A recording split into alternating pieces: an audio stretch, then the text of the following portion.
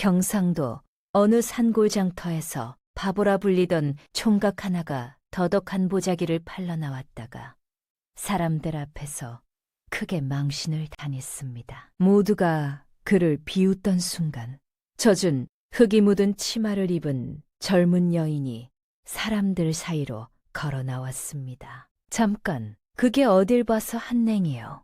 그 한마디에 장터의 웃음소리가 멎었습니다.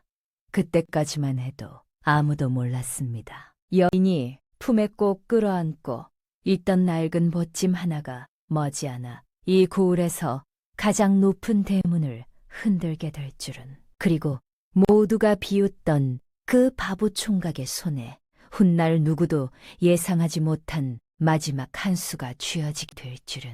옛날 옛적 경상도 어느 산골 마을에 박수만이라는 총각이 살고 있었습니다. 수만이라는 총각은 겉보기엔 어깨도 떡 벌어지고 눈매도 순한 것이 사람은 좋아 보였으나 어찌 된 일인지 멀리라는 것이 영 따라주질 않았습니다. 숫자를 헤아리지 못하고 글자는 말할 것도 없고 눈치라는 것은 태어나서부터 지금껏 가져본 적이 없었습니다. 그래서 마을 사람들은 그를 바보 총각이라 불렀습니다.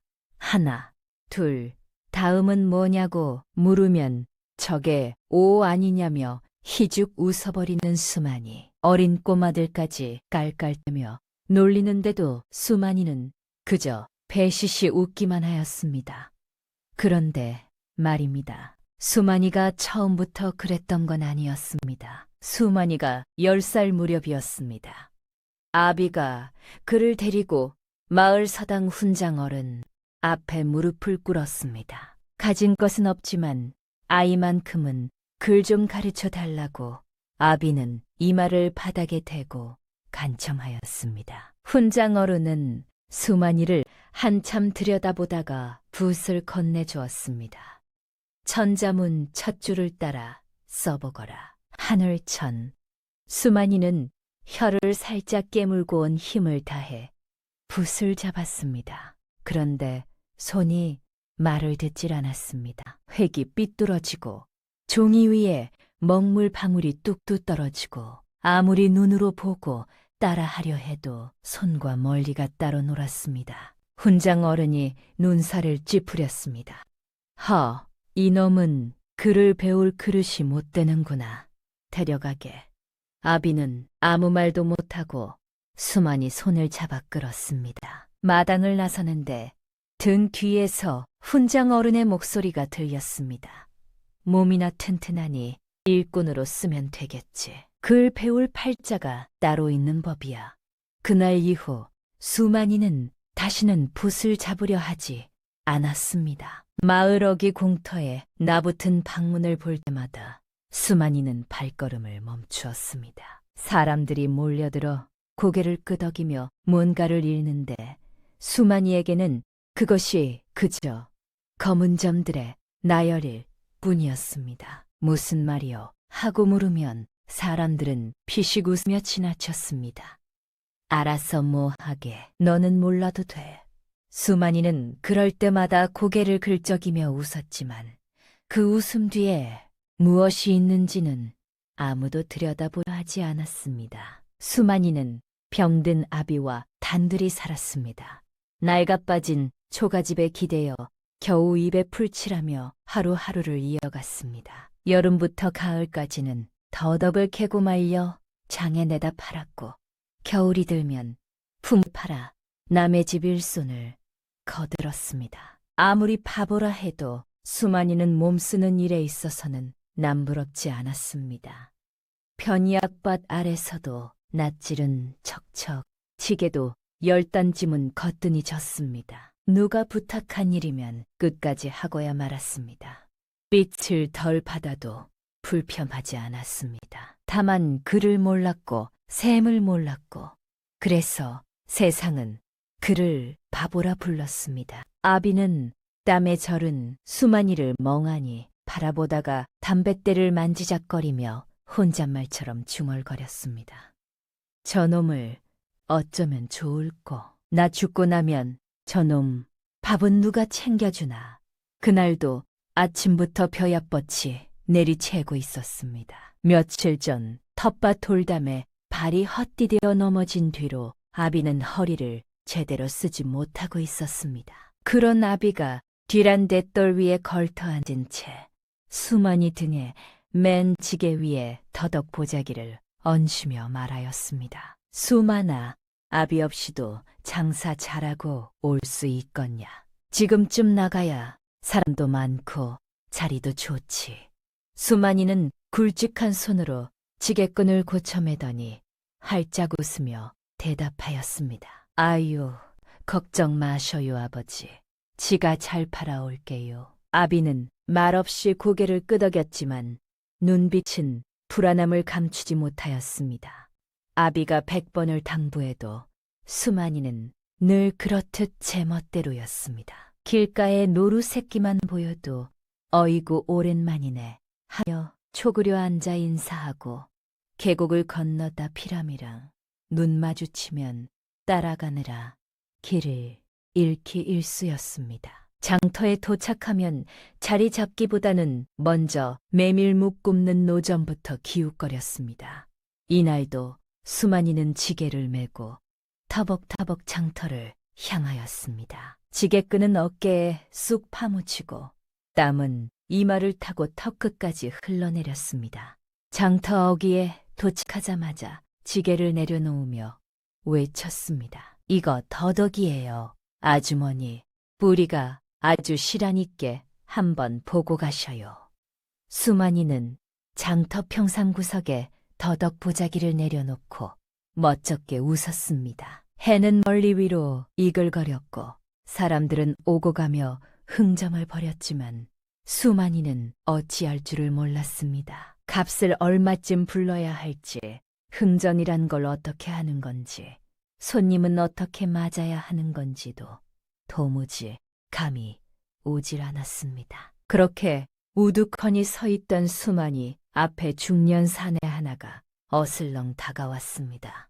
얼마냐, 이 더덕 보자기. 수만이는 멀리를 그치기며 아비 말씀이 얼핏 떠올랐습니다.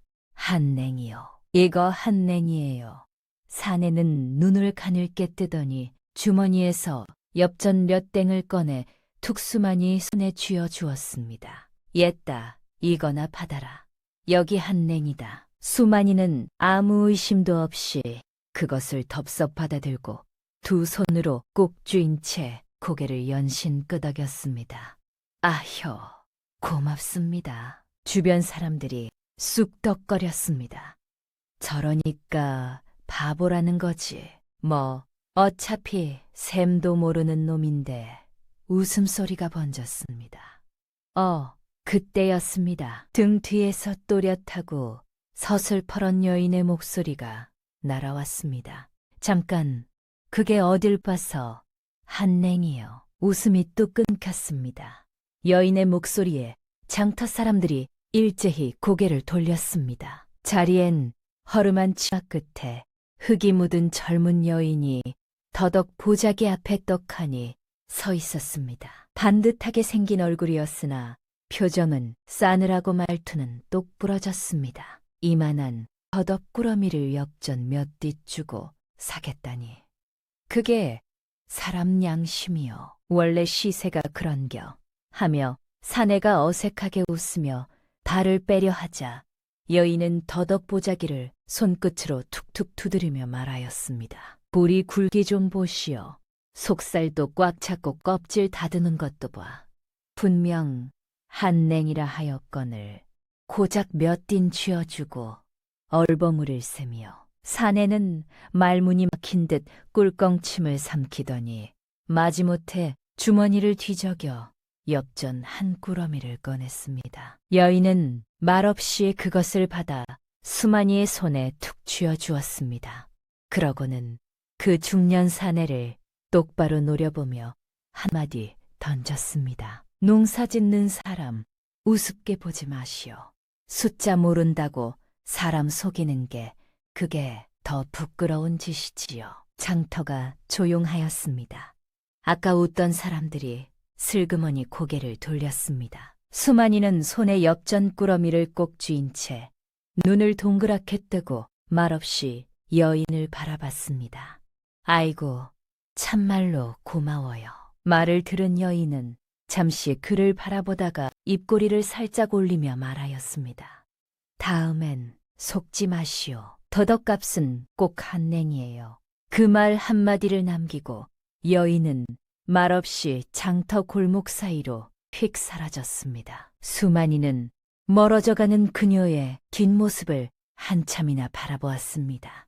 손에 쥔 엽전이 땀으로 젖어들고 있었습니다. 날 저녁 수만이는 한냉을 손에 꼭 쥔 채 터벅터벅 집으로 돌아왔습니다.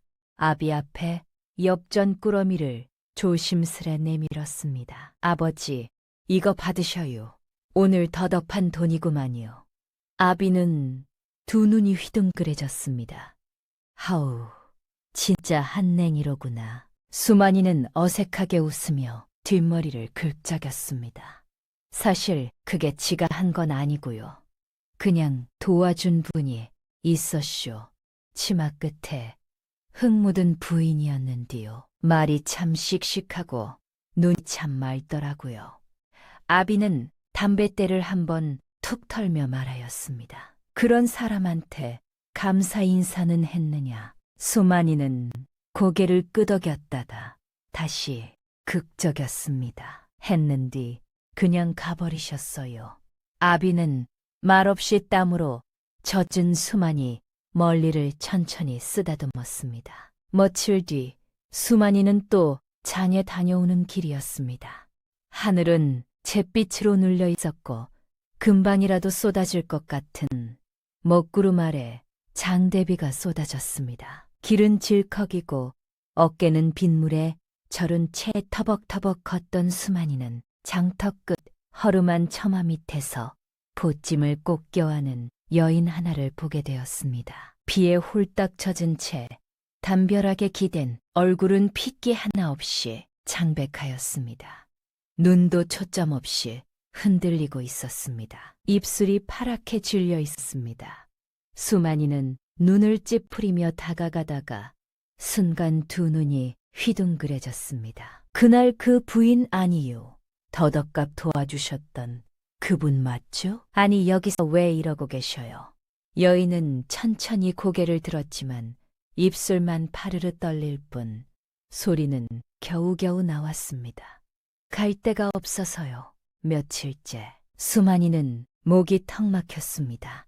주춤거리다 금세지게를 내려놓고 허리춤에 묶어둔 낡은 보자기 하나를 꺼내 그녀의 어깨에 조심스레 덮어주었습니다. 아이고야 이거 참. 이러다 진짜 쓰러지시겠어. 여인은 아무 말 없이 수만이를 바라봤습니다. 그 눈빛엔 체면도 의지도 힘도 모두 빠져나가 있었습니다. 수만이는 잠시 발을 동동 굴리다가 말하였습니다. 여기서 이러고 계시지 말고 제 집으로 가시죠. 아버지랑 둘이 사는 촌집인디 가서 몸도 녹이고 국도 한술 드시고요. 여기 계속 이러고 계시면요. 제가 마음이 허벌나게 불안해서 밥도 안 넘어갈 것 같단 말입니다. 그 말에 여인은 말없이 고개를 끄덕였습니다. 그것만으로 충분하였습니다. 비에 젖은 두 사람은 그렇게 처마 밑을 벗어나 조용히 골짜기 집 쪽으로 걸어갔습니다. 한 사람은 땀으로, 한 사람은 빗물로 흠뻑 젖은 채였습니다. 수만이는 젖은 여인을 데리고 조심스레 마당으로 들어섰습니다. 아비는 수만이 뒤에 선 여인을 보고는 눈을 가늘게 뜨며 물었습니다. 저 여인은 누시냐? 수만이는 어깨를 움츠리며 머문머문 말을 꺼냈습니다. 그날 더덕값 도와주셨던 그 부인이셔요. 근디 장터에서 비 맞고 계신 데다 갈 데가 없다 하시기에 제가 모시고 왔어요. 아비의 시선이 젖은 보찜을 아는 여인에게 옮겨졌습니다. 여인은 몸을 낮추며 조용히 인사하였습니다. 신세가 많은 줄은 아오나 몸도 마음도 의지할 곳이 없어 이리 염치 불구하고 왔사옵니다. 아비는 수만이를 한참 바라보다 낮게 입을 열었습니다. 수만아, 예, 아버지. 이 마을에서 낯선 여인을 집에 들였다는 게 알려지면 뒷말이 없을 것 같으냐. 이 풍원 어른한테도 소문이 갈 것이고 우리 집 체면도 있는 것이요. 수만이는 고개를 들었습니다. 눈빛이 흔들렸지만 물러서지 않았습니다. 아버지, 근디유, 저분이 저한테 모른 척해도 됐는디 모른 척 안 하셨잖아요. 저도 그럴 수가 없구만요. 아비는 한참 말이 없었습니다. 젖은 마당을 바라보다가 처마에서 빗물이 뚝뚝 떨어지는 소리를 듣다가 그러다 낮게 한숨을 쉬었습니다. 오늘 하룻밤만이다. 내일 아침에 이야기를 들어보고 나서 결정하자. 수만이가 안도의 숨을 내쉬었습니다. 여인은 조용히 고개를 숙였습니다. 수만이는 서둘러 그녀를 안방으로 안내하였습니다. 금세 몸을 누인 여인은 이내 깊고 고른 숨소리와 함께 잠이 들었습니다. 수만이가 살그머니 방문을 닫고 나오자 아비가 마당을 바라보며 조용히 말하였습니다. 뭔 사연이 있는 여인인갑다. 눈빛이 참 슬프지 않냐. 수만이는 말없이 고개를 끄덕였습니다. 두 사람은 바람 스치는 마당 끝을 바라보며 한참을 말없이 앉아 있었습니다. 얼마 뒤 문이 삐그덕 열리고 여인이 멀리를 조심스레 내밀었습니다. 저기 실내인 줄 아오나 배가 고파서 뭐라도 조금 얻어먹을 수 있을런지요.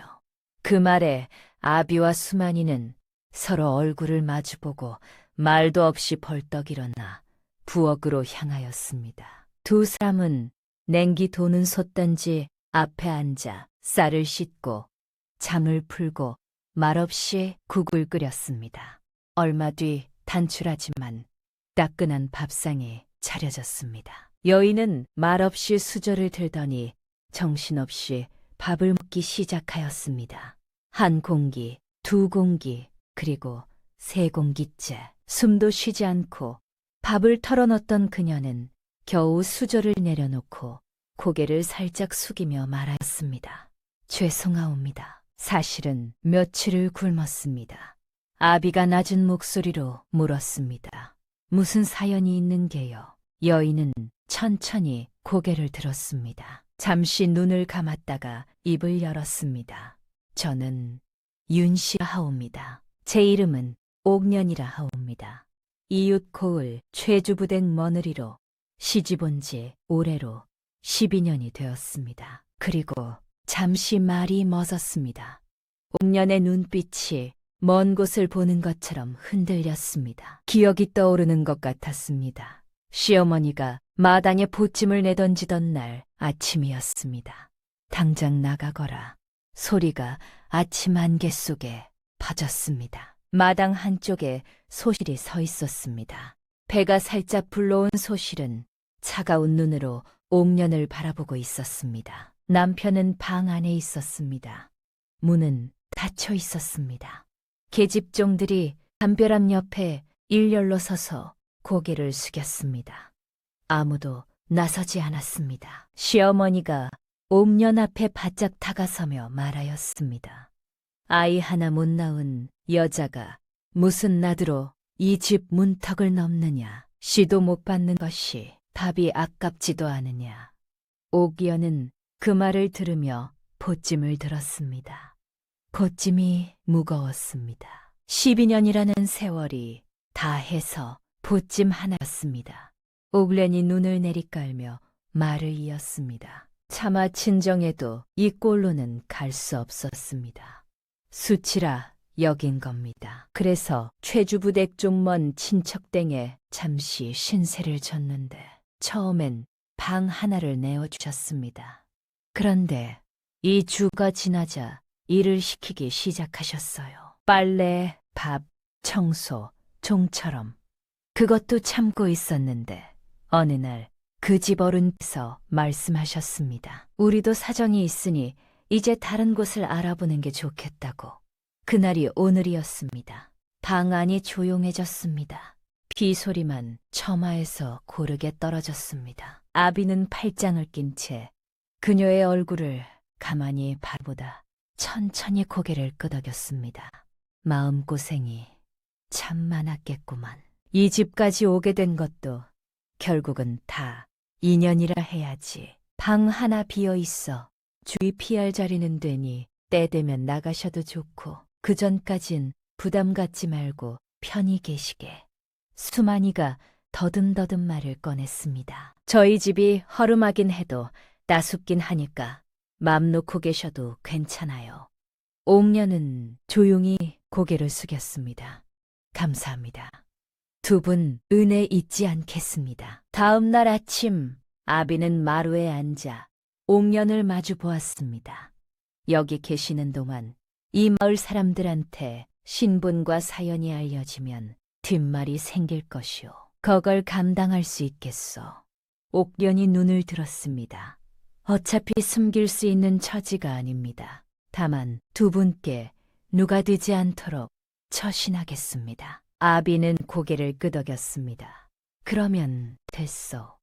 있는 것을 나눠 쓰면 되는 것이오. 그날부터 옥연은 박씨 집안일을 거들기 시작하였습니다. 새벽이면 우물에서 물을 길어다 놓고 해 뜨기 전엔 앞것이 앞에 나와 조용히 불을 지폈습니다. 밥도 야무지게 지었고 빨래며 청소며 손이 닿는 곳마다 집안 구석구석이 단정해졌습니다. 남자 둘이 덩그러니 살던 초가에 그날 이후 온기가 돌기 시작하였습니다.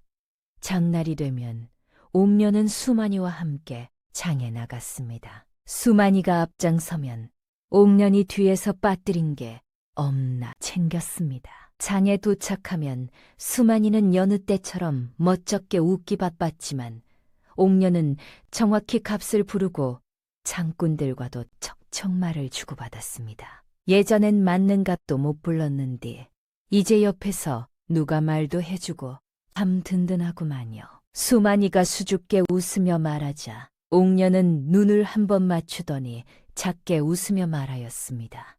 같이 다니면 덜 외롭잖아요. 며칠이 지난 어느 날이었습니다. 수만이는 장에서 돌아오는 길에 마을 어귀 공터 앞을 지나쳤습니다. 담벼락에 새 방문이 나부터 있었습니다. 서너 명이 몰려서서 읽고 있었습니다. 이번 가을 부역이 두 고을로 늘었다네. 큰일이요. 사람들이 흩어졌습니다. 수만이는 담벼락 앞에 혼자 남아 그 방문을 바라보았습니다. 먹물로 빽빽하게 쓰인 글자들. 무슨 말인지 알 수 없었습니다. 날 집에 돌아와 수만이는 옥년 앞에 조심스레 앉았습니다. 부인, 저한테 글자 좀 가르쳐 주실 수 있으셔요? 옥년이 눈을 들었습니다. 갑자기 왜요? 수만이가 멀리를 극적이며 말하였습니다. 마을의 방문이 나부터도 제가 뭔 말인지를 모르니까요. 장에서도 속으면서도 왜 속는지 모르고요. 그게 참 창피한 것 같아서요. 옥년은 잠시 그를 바라보았습니다. 그러더니 자리에서 일어나 종이 한 장과 붓을 들고 나왔습니다. 그러면 오늘부터 시작해요.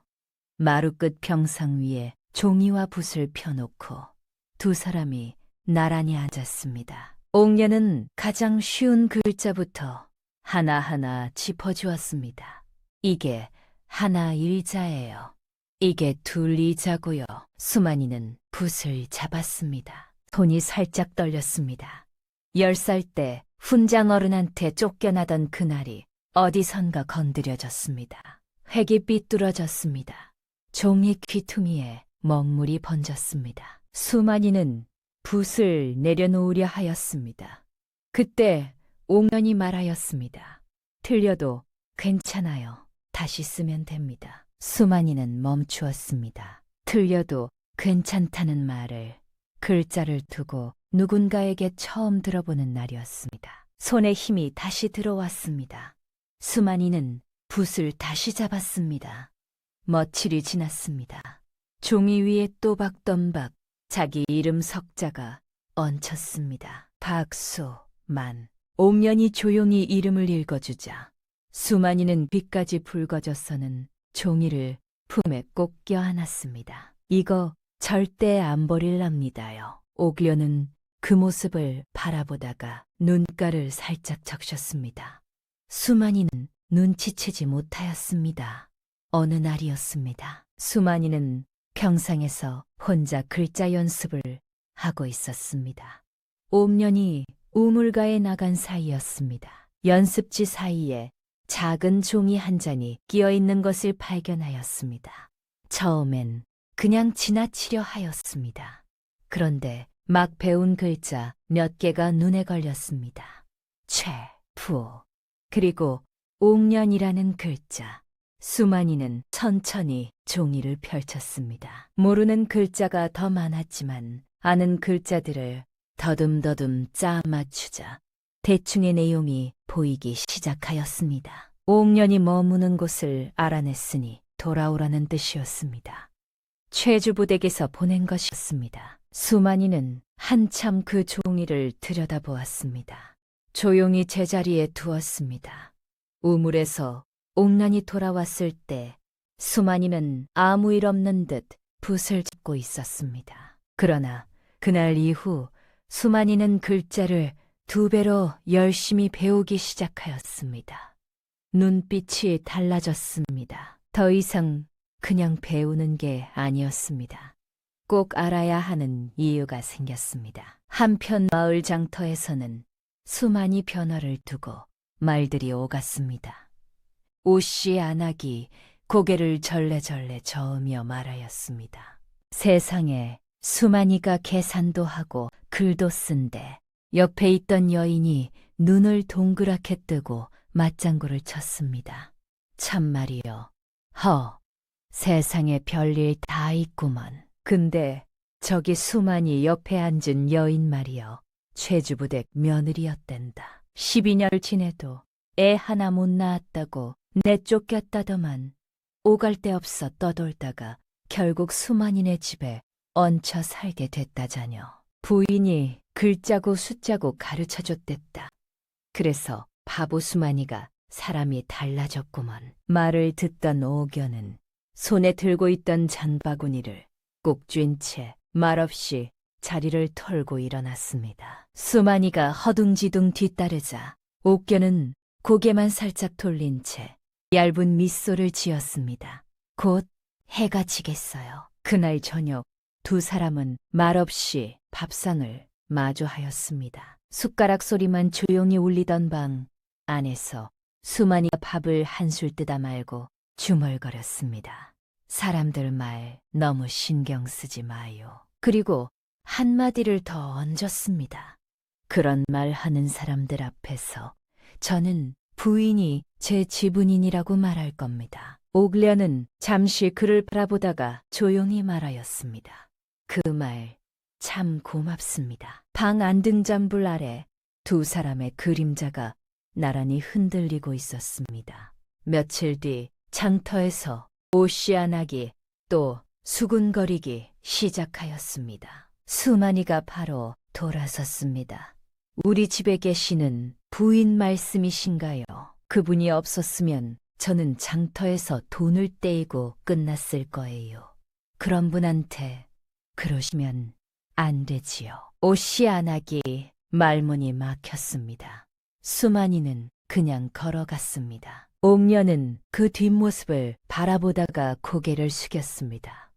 눈가가 뜨거워지는 것을 아무도 보지 않기를 바랐습니다. 무렵이었습니다. 어느 날 수만이는 아랫마을 황별감댕에 포미를 하러 나갔습니다. 황별감댕 일꾼 하나가 병이 나 급히 일손을 구한다는 말에 키지를 나선 것이었습니다. 일은 만만치 않았습니다. 아침부터 마당에 장작을 패고 뒤뜰에 거름을 퍼나르고 안채 돌계단까지 수십 번을 오르내렸습니다. 물 한 모금, 점심 한 끼 없이 해질 무렵까지 등짝이 다 젖도록 일한 끝에 수만이는 마당 귀퉁이에 서서 조심스레 입을 열었습니다. 황별감댕 일 다 마쳤습니다요. 약속하신 빚전 좀 주시겠습니까?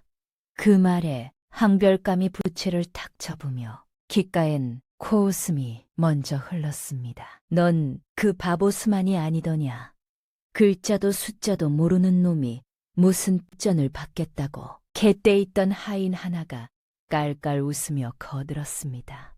아이고, 숫자도 못 세는 놈이 품삽은 또 기가 막히게 챙기네. 안채 앞에 앉아있던 계집종들까지 숨을 죽이며 웃음을 터뜨렸습니다.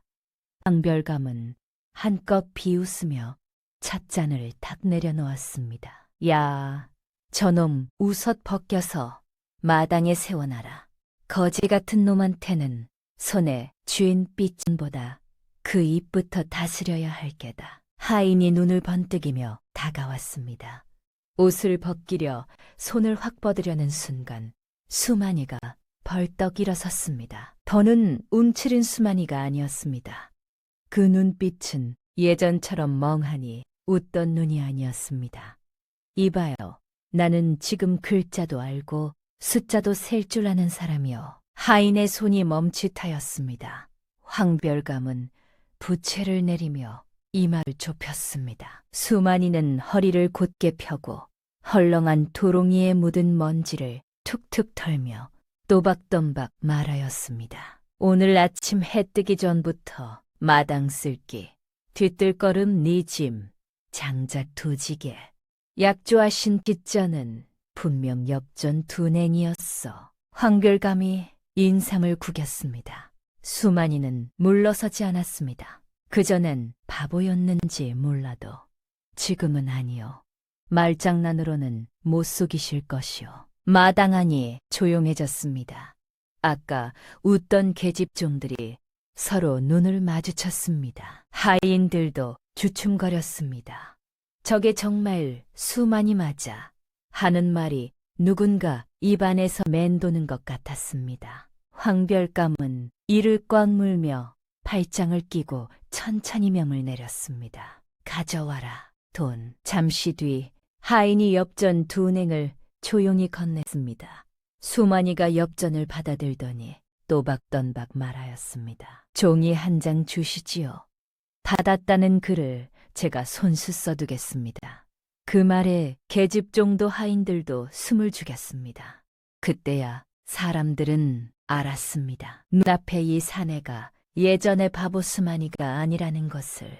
그런데 황별감은 그 자리에서 물러났지만 마음속에서는 물러나지 않았습니다. 사흘 뒤 황별감댁 하인이 수만이네 집 마당으로 들어왔습니다. 새로 올라온 부역 명단에 수만이 이름이 들어갔다며 확인하러 왔다는 것이었습니다. 수만이가 앞으로 나섰습니다. 우리 집 경작지는 텃밭 두마지기뿐이요. 작년에 납부한 결세 기록이 있는데 그걸 보면 알 수 있을 것이오. 하인이 눈을 가늘게 뜨며 물었습니다. 근래에 새로 일군 땅은 없어. 수만이가 대답하였습니다. 없어. 그리고 새로 일구었다 해도 3년은 면세가 되는 것이 법도 아니요. 하인들이 서로 눈빛을 주고받더니 멋쩍게 돌아갔습니다. 수만이는 이풍헌을 찾아갔습니다. 이풍헌이 고개를 기웃하며 말하였습니다. 이상하다. 이 마을에서 부역대상이면 여럿이 있어야 하는데 수만이 이름만 올라가 있어. 수만이가 말하였습니다.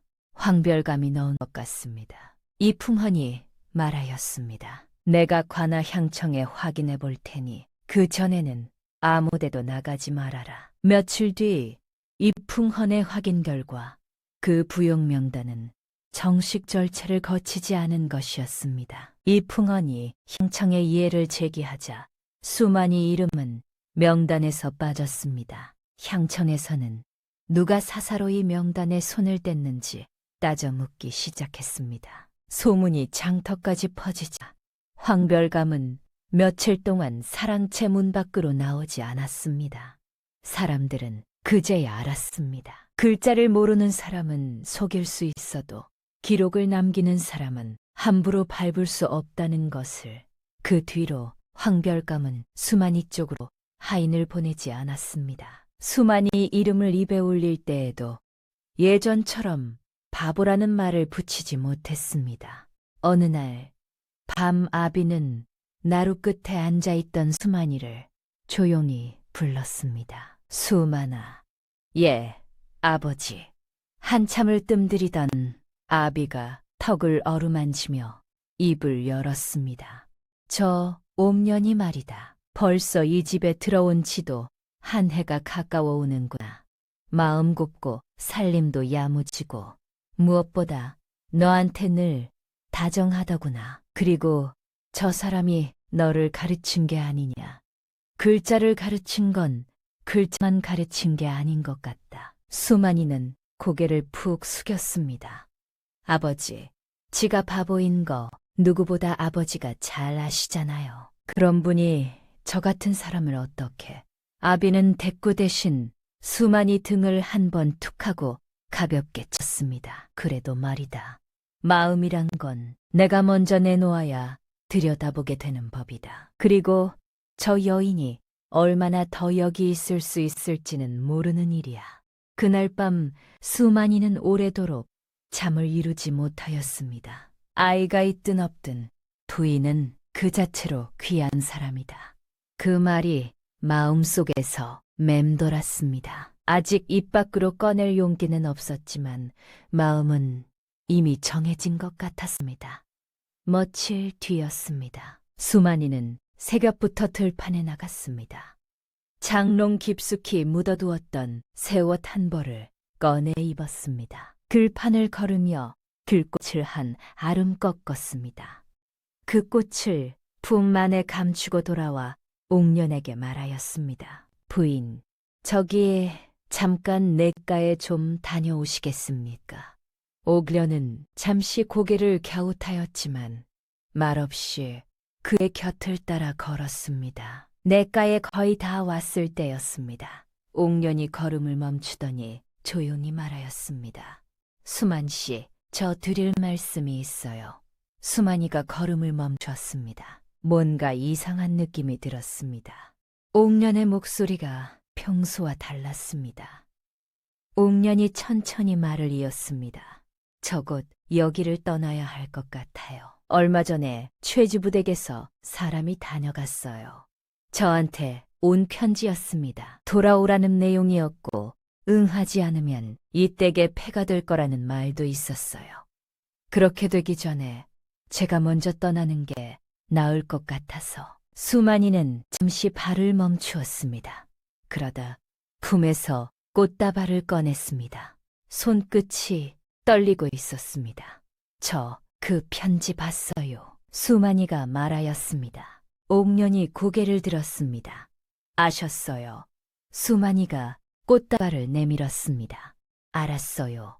근디 말 못했어요. 이걸 먼저 드리고 싶었거든요. 옥년은 꽃다발을 바라보다가 수만이를 바라보다가 다시 꽃다발을 바라보았습니다.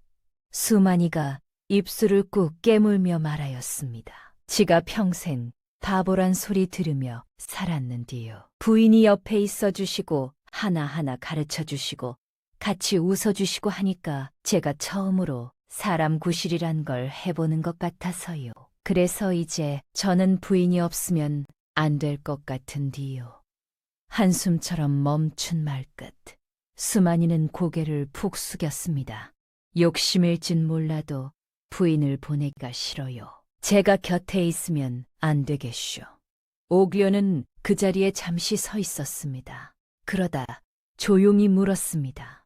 지금 저한테 혼인하자는 말씀이세요? 수만이는 얼굴이 활활 달아오른 채 더는 말을 잇지 못하고 고개를 푹 숙였습니다. 너무 큰 욕심이죠. 그때 옥련이 조용히 그의 손을 잡았습니다. 수만 씨가 어때서요? 마음 따뜻하지. 매사 성실하고 숫자도 글자도 지금은 척척 잘 알아듣고요. 저야말로 수만 씨 같은 분을 곁에 둘 수 있다면 참 복받은 것이지요. 바람이 살짝 스쳤습니다. 냇물이 찰랑거렸습니다. 두 사람의 손이 냇가 바람 속에 나란히 마주 잡혀 있었습니다. 그런데 말이지요. 혼인이 그렇게 간단히 이루어지는 게 아니었습니다. 이풍헌이 수만이를 앉혀놓고 낮게 말하였습니다. 문서가 없으면 옥련 씨는 아직 최주부댁 사람으로 남습니다. 집이 악독하게 나오면 두 분 혼인은 죄가 될 수도 있어. 수만이의 얼굴이 굳었습니다. 그러면 어떻게 해야 하는 게요? 이풍헌이 말하였습니다. 옥련 씨가 직접 관아에 가서 내처진 경위를 증언해야 해. 그게 유일한 방법이야. 날 저녁 수만이는 옥련에게 그 말을 전하였습니다. 옥련은 한참 아무 말도 하지 않았습니다. 등잔불이 흔들렸습니다. 수만이가 말하였습니다. 싫으시면 안 하셔도 돼요. 제가 다른 방법을 찾아볼게요. 그러자 옥련이 조용히 말하였습니다. 아니요. 제가 가겠어요. 12년을 참았어요. 그리고 이미 내쳐진 몸이에요. 두려울 게 없어요. 제 입으로 말하겠어요. 수만이가 천천히 말하였습니다. 같이 가겠쇼. 제가 옆에 있을게요. 옥련은 그를 바라보다가 아주 작게 고개를 끄덕였습니다. 관아에 가는 날 아침이었습니다. 아비가 지팡이를 짚으며 일어섰습니다. 나도 가겠다. 수만이가 깜짝 놀랐습니다.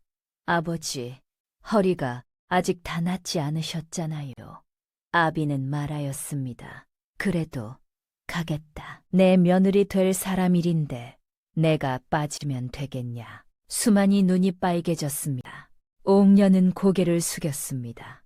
세 사람은 함께 길을 나섰습니다. 관아에서 원님 앞에 무릎을 꿇고 옥련이 천천히 말하기 시작하였습니다.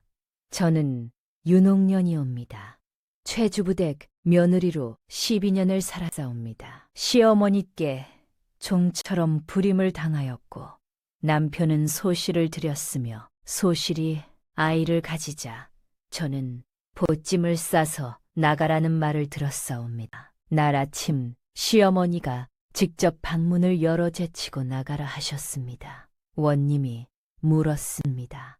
증인이 있소.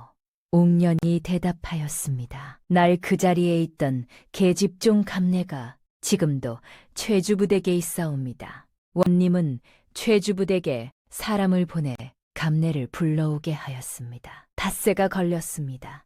그 닷새 동안 최주부댁 하인이 하루에 한 번씩 수만이네 집 앞에 왔습니다. 돌아오시오.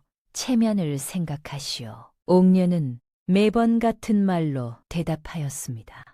체면은 저를 내쫓은 댁에서 먼저 생각하셨어야 합니다. 강쇠돌이 그 하인들을 볼 때마다 대장간 쪽에서 쿵쾅쿵쾅 매질을 더 세게 하며 버텨주었습니다. 아무 말 없이 그냥 있어주는 것이었지만 수만이는 그것이 고마웠습니다.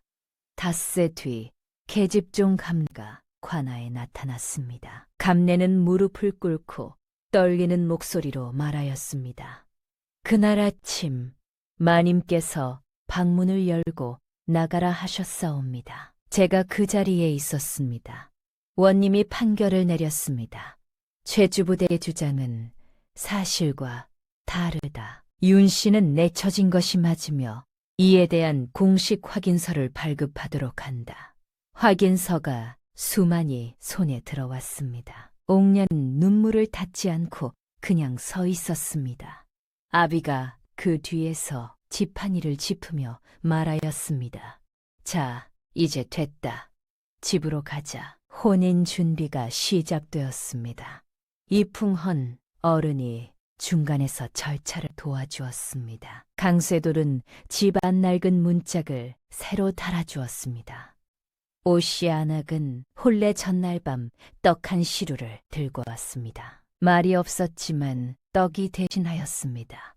혼례 날 아침 기와도 없는 초가집 마당에 멍석을 깔고 소박한 상에 차려졌습니다. 이풍헌 어른이 두 사람을 앞에 두고 말하였습니다.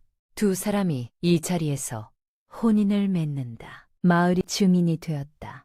마을 사람들이 둘러서 술잔을 돌렸습니다. 강쇠돌이 어깨를 으쓱하며 말하였습니다. 이야, 수만이 장가가는 날 내가 다 살아보겠구먼. 마을 사람들이 웃었습니다. 사람은 변하는 법이구먼 하는 말이 여기저기서 들렸습니다. 아비는 마당 귀퉁이에 앉아 담뱃대를 손에 쥔 채 말없이 두 사람을 바라보았습니다. 오래도록 혼례 뒤 두 사람은 조금씩 돈을 모아 마을 끝자락 버려진 묵은 밭을 샀습니다. 여기엔 사람들 다 쓸모없다 했던 땅이에요. 그래도 우리에겐 시작이 되지 않겠슈. 두 사람은 그 땅에 물기를 트고 흙을 고르고 복시를 심었습니다. 봄에는 돌멩이를 골라내고 고랑을 팠습니다. 여름에는 가뭄이 들어 옥년이 새벽부터 물을 길어 날랐습니다. 수만이는 해가 질 때까지 논둑을 다졌습니다. 두 사람이 지쳐서 마당에 쓰러지듯 앉아 말없이 별을 보다가 잠이 드는 날도 있었습니다. 개가을, 마을 앞 너른 들판이 황금빛 물결로 일렁였습니다. 사람들은 울타리 너머로 조용히 말하였습니다. 저 땅이 원래 그런 땅이었나? 아니지, 저 부부가 그렇게 만든 거지. 그 무렵이었습니다. 어느 날 저녁 수만이가 말하였습니다. 각시 나 한마디 해도 되겠쇼. 옥련이 눈을 들었습니다. 수만이는 멋쩍게 멀리를 극적이며 말하였습니다. 아이 없어도 각시는 사람이고 아이가 생겨도 그건 달라지지 않을 거예요. 그냥 그렇다는 거예요. 옥련은 잠시 그를 바라보았습니다. 그러다 웃었습니다. 그 말이 왜 지금 나와요? 수만이도 웃었습니다. 말했어야 했는데 못했어요. 이제야 말이 되어서요.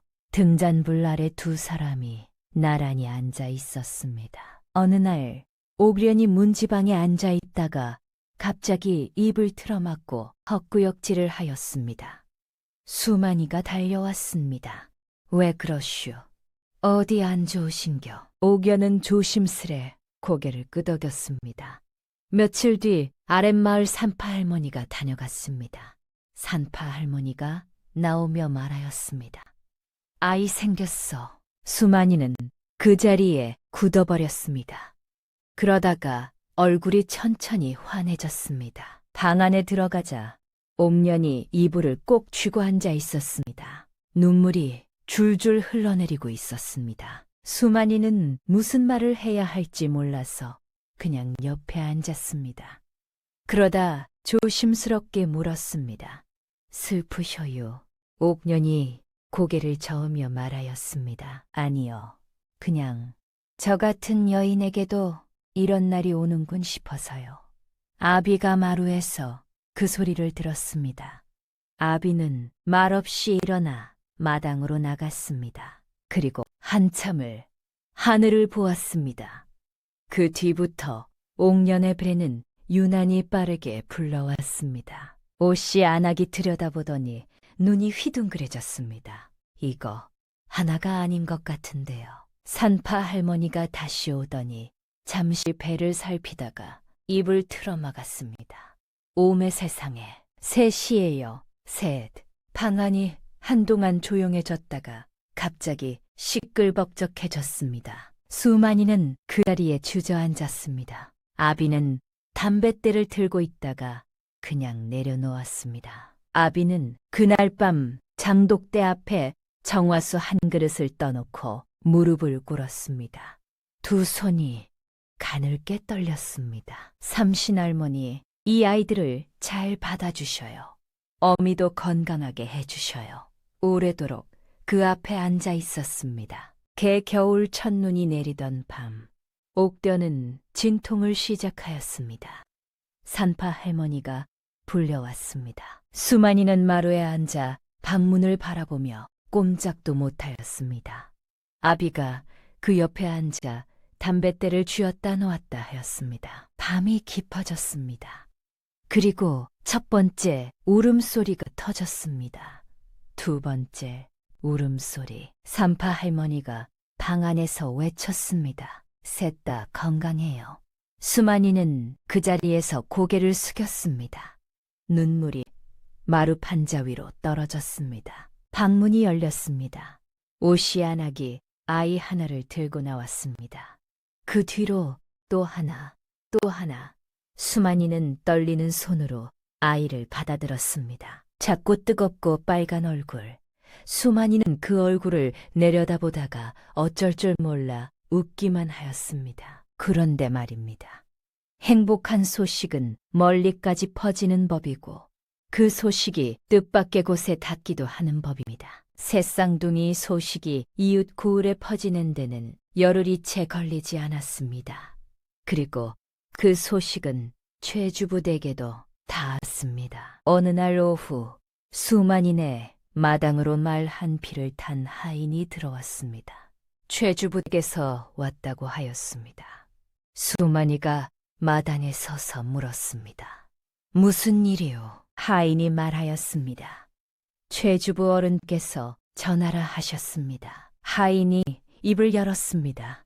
씨 못 받는 줄 알았더니 이제 와서 셋이나 낳았으니 하나쯤은 본가로 돌려보내는 게 도리 아니겠소. 수만이는 그 말을 듣고 한 발짝도 움직이지 않았습니다. 손이 천천히 주먹으로 쥐어졌습니다. 하인이 계속 말하였습니다. 윤 씨는 최 씨 가문의 며느리였고 그 사이에 낳은 아이는 최 씨 가문의 아이요. 법도가 그렇습니다. 수만이가 말하였습니다. 아이들은 박 씨 집안의 아이요. 오블려는 관아에서 공식 확인서를 받은 사람이요. 내처진 이후에 낳은 아이를 무슨 근거로 최 씨 가문 아이라 하는 거요. 하인이 말하였습니다. 그것은 주부 어른께서 관아와 이야기할 문제요. 우리는 전달하러 온 것뿐이요. 하인이 돌아갔습니다. 방 안에서 옥견이 새 아이를 품에 안고 있었습니다. 눈물이 흘렀지만 닿지 않았습니다. 입술이 굳게 다물려 있었습니다. 수만이가 들어가 옆에 앉았습니다. 두 사람은 한참을 말이 없었습니다. 그러다 수만이가 말하였습니다. 빼앗기지 않겠쇼. 이 아이들은 우리 아이들이에요.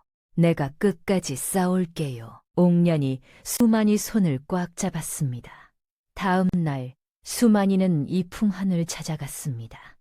이풍헌이 말하였습니다. 황당한 일이야. 그런데 최주부가 관아에 고소를 하면 원님이 다시 판단해야 해. 우리도 먼저 손을 써야 해. 강쇠돌이 망설임 없이 말하였습니다. 당연히 증언해줘야지. 내가 옆에서 다 봤는데. 수만이가 고개를 숙였습니다. 고맙다. 강쇠돌이 어깨를 툭 치며 말하였습니다. 고맙긴. 친구 일인데. 최주부가 관아의 소를 제기하였습니다. 원님 앞에 두 쪽이 섰습니다. 최주부 댁 쪽은 가문의 법도를 내세웠습니다. 며느리가 낳은 자식은 남편의 가문에 귀속된다. 그쪽은 목소리도 높고 자신만만하였습니다. 그때 최주부 댁 쪽에서 수만이를 바라보며 낮게 말하였습니다. 바보놈이 관아까지 왔구나. 그리나 알겠느냐. 수만이는 아무 말도 하지 않았습니다. 대신 품에서 문서들을 꺼냈습니다. 천천히 펼쳤습니다. 그리고 또박또박 읽기 시작하였습니다. 윤옥연이 최주부 댁에서 내쳐진 날짜, 그 이후에 아이를 낳은 것임을 증명하는 산파 할머니의 증언, 이풍헌의 서명, 강쇠돌의 증인 진술. 가나마당이 조용해졌습니다. 원님 물었습니다. 이 글을 네가 직접 쓴 것이냐? 수만이가 고개를 들고 대답하였습니다. 예, 제 아내가 제게 글을 가르쳐 주었습니다. 최주부 댁 쪽이 술렁거렸습니다. 옥년은 아이들을 품에 안은 채 손을 꽉 쥐었습니다. 그때 옥년이 입을 열었습니다. 원님, 한 말씀 올리겠습니다. 옥년이 말하였습니다. 저를 버릴 때는 남이라 하더니 아이가 태어나니 다시 가문이라 하십니까? 최주부댁 쪽에서 무언가 말하려 하였습니다. 옥년이 말을 이었습니다. 저 아이들은 제가 처음으로 사람답게 숨쉬며 낳은 아이들이옵니다. 두려움 속에서 낳은 아이들이 아니옵니다. 그 아이들을 돌려보내는 것은 도리가 아니옵니다. 관아마당이 조용하였습니다. 원님이 최주부댁 쪽을 바라보며 말하였습니다. 이미 내친 여인을 이제 와서 가문의 이름으로 억누르려 하다니 이는 도리가 아니다. 윤 씨가 내쳐진 것이 관아에서 공식 확인된 이상 그 이후에 낳은 자식은 박 씨 집안의 자식이다. 최주부의 손은 기각한다. 그리고 최주부댁은 이 여인과 그 가족을 다시는 괴롭히지 않겠다는 서약을 이 자리에서 남기도록 하라. 최주부댁 쪽에서 목소리를 높였습니다. 원님, 이것은 가문의 혈통 문제이요. 원님이 조용히 말하였습니다. 그 가문이 먼저 여인을 내쳤어. 더 할 말이 있어. 최주부댁 사람들의 얼굴에서 핏기가 빠졌습니다. 방금 전까지 법도라 외치던 입술이 파르르 떨렸지만 더는 내놓을 말이 없었습니다. 서약서가 작성되었습니다. 최주부댁이 관아마당을 나갈 때 그 자리에 있던 사람들이 고개를 돌렸습니다. 아무도 먼저 인사를 하지 않았습니다. 마을에서 대접받던 그 눈빛이 그날은 없었습니다. 그리고 마을에서 입에서 입으로 퍼진 말이 있었습니다. 그럼 그 집에서 아이가 없던 게 정말 윤씨 탓이었을까? 최주부가 그 말을 전해 들었을 때 어떤 표정이었는지는 아무도 말하지 않았지만 모두가 알고 있었습니다. 수만이는 관아마당에 서서 한참을 움직이지 못하였습니다. 다리에 힘이 풀렸습니다. 이풍헌이 어깨를 두드려 주었습니다. 됐다. 강쇠돌이 말하였습니다. 야, 울어도 돼. 수만이는 그 말에 그만 소리를 내고 말았습니다. 그날 저녁 수만이는 집으로 돌아왔습니다. 방 안에서 옥연이 새 아이를 나란히 눕혀놓고 바라보고 있었습니다. 수만이가 들어서자 옥연이 고개를 들었습니다. 수만이가 고개를 끄덕였습니다. 됐어요. 오련이 입술을 꾹 눌렀다가 말하였습니다. 고마워요. 수만이가 옆에 앉으며 말하였습니다. 나도 고마워요. 각시 덕분에 내가 글자를 배웠고 글자 덕분에 오늘 싸울 수 있었잖아요. 두 사람은 새 아이를 사이에 두고 나란히 앉아 있었습니다. 등잔불이 방 안을 따뜻하게 비추었습니다. 아비가 마당에서 별을 보고 있었습니다. 담뱃대에서 연기가 가늘게 올라갔습니다. 나 죽기 전에 이런 것들을 다 보는구나. 혼잣말이었지만 마당 끝 천화 밑까지 들렸습니다. 그 뒤 마을에서 수만이를 부르는 말이 달라졌습니다. 바보 수만이 대신 수만이 씨라는 말이 들렸습니다. 어느 날 장터에서 아이 하나가 예전처럼 바보 수만이라고 부르려 하자 오씨안악이 얼른 아이 어깨를 잡아당기며 말하였습니다. 그런 말 하는 거 아니다. 수만이 씨라 불러야지. 말을 들은 수만이는 아무 말 없이 웃기만 했습니다. 장터에서 물건값을 속이려는 사람도 없어졌습니다. 수만이가 곧바로 잘못을 짚어냈기 때문이었습니다. 봄이 되어 아이들이 마당을 기어다니기 시작하자 아비는 지팡이를 짚고 마당으로 내려와 아이 하나를 들어 올렸습니다. 아이가 할아비 수염을 잡아당겼습니다. 아비는 아프다고도 하지 않고 그냥 웃었습니다. 세월이 흘렀습니다. 아이들이 걸음마를 떼더니 금세 뛰어다녔습니다. 마당은 늘 발소리로 가득하였습니다. 옥전은 아이들에게 글자를 가르쳤습니다. 강쇠돌의 아이들도 글자를 배우러 왔습니다. 이풍헌 어른이 어느 날 들러 그 광경을 보고 말하였습니다. 이게 참 보기 좋구만. 수만이 씨가 여기 작은 서당을 하나 차리는 건 어떻소? 수만이가 웃으며 말하였습니다. 제가 배운 것도 별로 없는 디요. 이풍헌이 말하였습니다. 배운 것을 나누는 게 서당이지 많이 안다고 서당하는 게 아니요. 그해 가을 수만이네 집 마루 앞에 아이들이 5명 앉았습니다. 수만이가 앞에 서서 종이를 들고 말하였습니다. 오늘은 숫자 5까지 해봅시다. 아이들이 막대기를 들고 흙바닥에 줄을 그었습니다. 1, 2, 3, 4, 5. 옥년이 마루 끝에 앉아 그 모습을 바라보았습니다. 입꼬리가 살짝 올라가 있었습니다. 아비가 그 뒤에서 담뱃대를 손에 쥔 채 오래도록 바라보았습니다. 한때 제 이름 섭자도 쓰지 못하던 사내가 이제는 아이들에게 글자를 가르치고 있었습니다. 그리고 그 곁에는 세상이 버렸으나 끝내 자기 삶을 되찾은 여인이 앉아 있었습니다. 그리하여 바보라 불리던 박수만과 내쳐졌던 윤옥녀는 서로의 기적이 되었습니다. 한 사람은 글자를 얻어 제 삶을 지켰고 한 사람은 버림받은 자리에서 다시 이름을 되찾았습니다.